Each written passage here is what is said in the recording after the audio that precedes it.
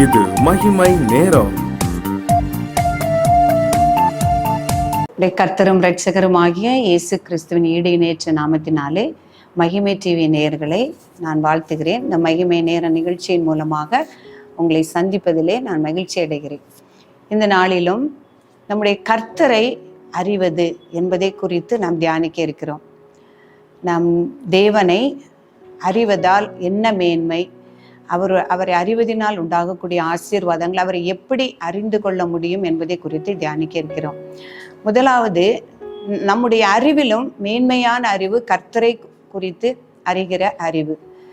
நாம் ஏதாவது ஒரு மனிதனை அறிந்து கொள்ள வேண்டுமானால் அவரை குறித்து நாம் தேடுகிறோம், புஸ்தகங்களில் தேடுகிறோம், அல்லது அவரை எப்படியாவது அறிந்து கொள்ள வேண்டும், அவர் எப்படிப்பட்டவர் என்பதை அறிந்து கொள்ள வேண்டும், அவருடைய வல்லமை என்ன, அவருடைய செயல்கள் எப்படிப்பட்டவைகள் என்பதையெல்லாம், அவருடைய பூர்வீகம் என்ன, அவருடைய வரலாறு என்ன என்பதையெல்லாம் அறிந்து கொள்ள நாம் முயற்சி பண்ணுகிறோம். ஆனால் எல்லாவித அறிவிலும் நாம் கர்த்தரை அறிகிற அறிவே மேன்மையானது என்பதை குறித்து நாம் தியானிப்போம். பிலிப்பியர் 3ஆம் அதிகாரம் 8ஆம் வசனத்திலே வாசிக்கும் பொழுது பவுல் அப்போஸ்தலர் சொன்னது, அது மாத்திரமல்ல, என் கர்த்தராகிய கிறிஸ்து இயேசுவை அறிகிற அறிவின் மேன்மைக்காக எல்லாவற்றையும் நஷ்டமின்றி எண்ணிக்கொண்டிருக்கிறேன் அப்படின்னு சொல்றாரு. பவுல் அப்போஸ்தலனை பார்க்கும் பொழுது அவர் எல்லாவித ஞானத்திலும் சிறந்தவராக காணப்பட்டார்னு பார்க்கிறோம். அவர் சிறு வயதிலிருந்தே அவர் வேத சாஸ்திரங்களை படிப்பதிலும் மிகுந்த அறிவுள்ளவராகவும் ஞானமுள்ளவனாகவும் காணப்பட்டான் என்று பார்க்கிறோம்.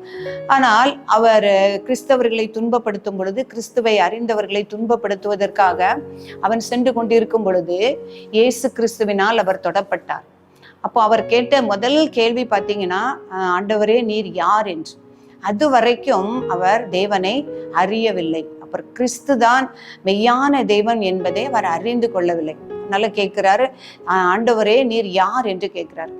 அப்போ அந்த நேரத்திலிருந்து அவர் இயேசு கிறிஸ்துவை அறிந்து, இயேசு கிறிஸ்து தம்மை அவருக்கு வெளிப்படுத்தி எல்லா அறிவையும் அவர் நிருபங்களிலே நாம் வாசிக்கும் பொழுது, பிதாவானவர் ஆதி காலங்களில் மறைத்து வைத்திருந்த ரகசியங்களை எல்லாம் எனக்கு வெளிப்படுத்தினார் என்று பார்க்கிறோம்.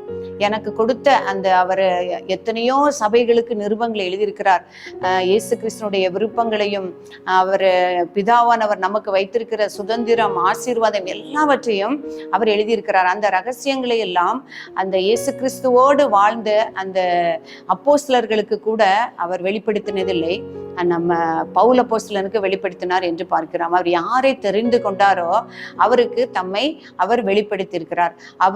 அவரை குறித்து அறிந்து, அந்த ரகசியங்களை அறிந்து அவர் சொல்லும்போது சொல்றார், இதை நான் ஒரு மனுஷனாலும் கற்றதும் இல்லை, மனுஷனால் நான் பெற்றதும் இல்லை, இயேசுவே எனக்கு இதை வெளிப்படுத்தினார் என்று சொல்வதாக நாம் பார்க்கிறோம். அப்போ அவரை குறித்து அறிந்த பிறகு அவர் என்ன நினைக்கிறாருன்னா, நான் அறிந்த ஞானங்கள், நான் படித்த வேதங்கள் எல்லாமே குப்பையும் நஷ்டமாக எண்ணுகிறேன் என்று சொல்லுகிறார். அந்த இயேசு கிறிஸ்துடைய உயிர்த்தெழுதலை குறித்தும் அவருடைய பாடுகளின் ஐக்கியத்தை குறித்தும் நான் தியானிக்கும் பொழுது, நான் அறிந்திருக்கிற அறிவை பார்க்கும் பொழுது மற்றது எல்லாம் எனக்கு குப்பையும் நஷ்டமுமாக எண்ணுகிறேன் அப்படின்னு சொல்றாரு. அவருடைய ரகசியங்களை அந்த பிதாவானவர் அவருக்கு வெளிப்படுத்தின ரகசியங்களை எல்லாம் பார்க்கும் பொழுது எல்லாவற்றையும் அவர் குப்பையும் நஷ்டமாக எண்ணுகிறார். தேவனை குறித்த அறிவதே மேன்மை என்று அவர் சொல்வதை பார்க்கிறோம். அவர் நிருபங்களை வாசிக்கும் பொழுது பவுல் அப்போஸ்தலர் சொல்றார், என்னுடைய இந்த வார்த்தைகளை எல்லாம் நீங்க வாசிக்கும் போது கர்த்தர் எனக்கு எப்படி வெளிப்படுத்தியிருக்கிறார், அவருடைய ரகசியங்களை எப்படி வெளிப்படுத்தியிருக்கிறார் என்பதை நீங்கள் அறிய முடியும் என்று சொல்லுகிறாராம். பிரியமானவர்களே, நாம் ஒவ்வொருவரும் ஆண்டவரை அறிந்திருக்கிறோம். ஒவ்வொருவரும் ஒவ்வொரு அளவின்படி நாம் அவரை அறிந்திருக்கிறோம். அவருடைய அன்பு எத்தகையது, அவருடைய வல்லமை எவ்வளவு, அவருடைய அதிகாரங்கள் என்ன, அவருடைய மகத்துவம், அவருடைய மகிமை என்ன என்பதை நாம் எல்லாரும் அறிந்து கொண்டோம் என்று சொல்ல முடியாது. ஏதோ ஒன்று நாம் கர்த்தரை குறித்து நான் அறிந்திருக்கிறோம். இன்னும் நாம் என்ன செய்யணும்னா, அவரை குறித்த அறிவிலே விருத்தி அடையணும். அவரை குறித்து ஆழமாய் அறிந்து கொள்ள வேண்டும். அவருடைய அன்பின் ஆழத்தை அறிந்து கொள்ள வேண்டும். அவர் எதற்காக வந்தார், எனக்காக அவர் என்ன செய்து முடித்தார், எந்த விலையேற பெற்ற பாக்கியத்தை அவர் எனக்காக வைத்திருக்கிறார் என்பதை குறித்து அறிந்து கொண்டால்தான் நாம் என்ன செய்ய முடியும், விசுவாசிக்க முடியும். தேவன் எரேமியா தீர்க்கதரிசிக்கு சொல்லும் போது சொல்லுகிறாரு, ஒருத்தனும் ஒரு ஞானியானவன் தன்னுடைய ஞானத்தை குறித்து பெருமை பாராட்டாதிருப்பானாக, ஒரு ஐஸ்வர்யன் தன்னுடைய ஐஸ்வர்யத்தை குறித்து பெருமை பாராட்டாதிருப்பானாக, ஒரு பராக்கிரமன் தன்னுடைய பராக்கிரமத்தை குறித்து மேன்மை பாராட்டாதிருப்பனாக.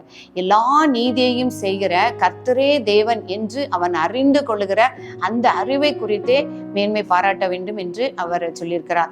பிரியமானவர்களே, அதுதான் உண்மை. நம்ம எவ்வளவு எதை குறித்த ஞானம் நமக்கு அதிகமா இருந்தாலும், அண்ட சராசங்கனை ஆராயக்கூடிய அகில உலகங்களையும் அந்த இயற்கைகளையும் அறிந்து கொள்ளக்கூடிய அறிவு நமக்கு இருந்தாலும், கர்த்தரை குறித்த அறிவு இல்லாவிட்டால் அதில் ஒன்றுமே இல்லை, எல்லாமே நஷ்டம். அவரை குறித்த அறிவுதான் மேன்மை என்று சொல்லப்பட்டிருக்கிறது. பிரியமானவர்களே, நாம் ஆசைப்படும் பொழுது, நாம் விரும்பும் பொழுது இன்னும் அவரை குறித்த அறிவிலே நாம் வளர முடியும். இனி வர நாட்களில் நான் பார்க்கும் பொழுது எப்படி அவரை குறித்த அறிவை நாம் வளர்த்து கொள்ள முடியும், எப்படி அவரை குறித்து அறிய முடியும் என்பதை குறித்து எல்லாம் நாம் தியானிக்க இருக்கிறோம். இயேசு கிறிஸ்து ஆண்டவர் சொல்லியிருக்காரு, எல்லா மனுஷரும் ரட்சிக்கப்படவும் சத்தியத்தை அறிகிற அறிவை அடையவும் கர்த்தர் விருப்பம் உள்ளவரா இருக்கிறார். அவருடைய ராஜ்யம், அவர் எதற்காக இந்த பூலோகத்திலே வந்தார், அவர் இந்த பூலோகத்திலே எதை நமக்கு வைத்து சென்றிருக்கிறார், எதை நமக்கு விலை கிரயமாக கொடுத்து சென்றிருக்கிறார் என்பவைகளை எல்லாம் நாம் அறிய வேண்டும் என்று அவர் விரும்புகிறார். அதான் சீஷர்களுக்கு சொல்லும்போது சொல்கிறார், பரலோக ராஜ்யத்தை குறித்து அறிகிற அறிவு உங்களுக்கு அருளப்பட்டிருக்கிறது, எல்லா ரகசியங்களையும் அறியும்படி உங்களுக்கு அருளப்பட்டிருக்கிறது என்று சொல்கிறார். அவருடைய கிருபையினால் நாம் என்ன பண்ண முடியும்? அவரை குறித்து நாம் அறிந்து கொள்ள வேண்டும். நாம் ஆராதிக்கிற தேவன், நாம் விசுவாசிக்கிற தேவன், நான் நம்புகிற தேவன், அவர் இன்னார் என்று அறிவேன் என்று சொல்லியிருக்கிறார். நான் விசுவாசிக்கிறவர் இன்னார் என்று நான் அறிவேன் என்று சொல்லியிருக்கிறார் பவுல் அப்போஸ்தலர். அதே போல நாம் சொல்லணும், நான் ஆராதிக்கிற தேவன் இப்படிப்பட்டவர், நான் விசுவாசிக்கிற தேவன் இப்படிப்பட்டவர் என்பதை அறிந்து கொள்ள வேண்டும். அவருடைய அன்பின் ஆழம், அவருடைய வல்லமை, அவருடைய அதிகாரம், அவருடைய மகத்துவங்களை நாம் அறிந்து கொள்ள வேண்டும். சாத்ராக் மேஷாக் ஆபேத்நேகோவை நாம் பார்க்கும் பொழுது அவ்வளவாய் ஆண்டவரை அவர்கள் அறிந்திருக்கிறதினால் அவர்களை அந்த சூளையிலே போட்ட பொழுதும் சொல்லுகிறாரு, நாங்கள் ஆராதிக்கிற தேவன் எங்களை தப்புவிக்க வல்லவர் என்று அவர்கள் அறிந்து கொண்டார்கள். தானியேல் அவரை அறிந்து கொண்டான், என்னை நான் ஆராதிக்கிறவர் சர்வ வல்ல தேவன், நான் இடைவிடாமல் ஆராதிக்கிற தேவன் சர்வ வல்ல தேவன், அவரை என்னை தப்புவிக்க வல்லவர் என்று அவர்கள் அறிந்து கொண்டது நிமித்தம் விசுவாசத்தோடு தைரியமாக அந்த சிங்க குகையிலே அவர்கள் இருந்து அவர்கள் விடுதலை அடைந்ததை காண முடிகிறது. ஆபிரகாம் அதான் சொல்றார், நான் வாக்குத்தத்தம் பண்ணப்பட்டவர் உண்மை உள்ளவர் என்று நான் அறிந்திருக்கிறேன் என்று சொல்கிறார். பிரியமானவர்களே, நாம் ஆராதிக்கிற தேவன் சாதாரண தேவன் அல்ல.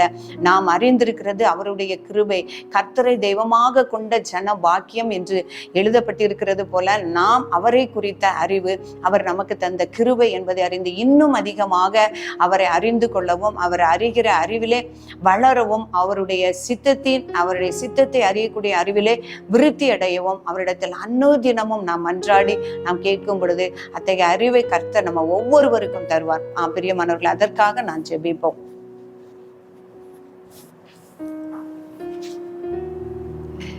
பரிசுத்தமுள்ள எங்கள் அன்பின் ஆண்டவரே, மெய் துதிக்கிறோம் அப்பா, ஸ்தோத்திரம் அப்பா.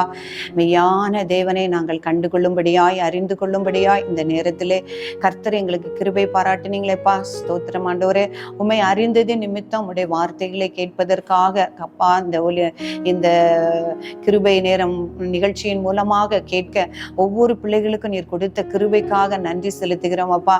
என்னுடைய பிள்ளைகள் என்னை தடகையாகிலும் கண்டுகொள்ள வேண்டும் என்று நீர் விரும்புகிறது போல சுவாமி, உண்மை அறிகிற அறிவிலே நாங்கள் அனுதினமும் வளரவும் விருத்தி அடையவும் அப்பா, உம்முடைய அன்பின் ஆழம் அகலம் நீளம் என்னதென்று நாங்கள் உணர்ந்து கர்த்தாவை விசுவாசித்து அதில் உறுதிப்பட எங்கள் ஒவ்வொருவருக்கும் கர்த்தர் கிருபை தரும்படியாய் ஜெபிக்கிறோம் சுவாமி. எங்களை தாழ்த்தி அர்ப்பணிக்கிறோம். இயேசு கிறிஸ்துவின் ஈடுநேற்ற நாமத்தில் ஜெபிக்கிறோம் எங்கள் ஜீவனுள்ள நல்ல பிதாவே, ஆமென்.